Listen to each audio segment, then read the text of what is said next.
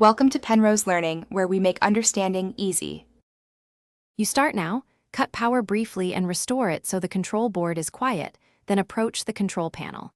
Once power returns, press and hold Start/Pause and program together for 3 to 5 seconds. This forces the unit into the clock or time setting mode. You need to see the time digits blink. If they do, you're in. Make sure you press firmly and hold until the display shows flashing hours, because that blinking is the confirmation that the machine is ready for adjustment. With the hours blinking, you use the plus button to advance and the button to back up. Tap deliberately so you don't skip values. Once the hour is correct, press Start/Pause once to move to minutes. This switches the blinking field. Then set minutes the same way, using plus or. Once done, wait a second so the digits stop blinking. That pause allows the controller to register your choice.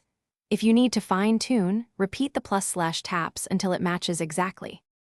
Finish by pressing and holding Start/Pause for 2 to 3 seconds. This action saves the time and returns the panel to normal operation, so the digits stop blinking.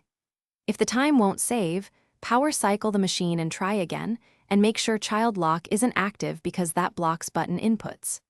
If buttons remain unresponsive or settings revert, check the control panel for moisture or damage. If present, call service and have your model.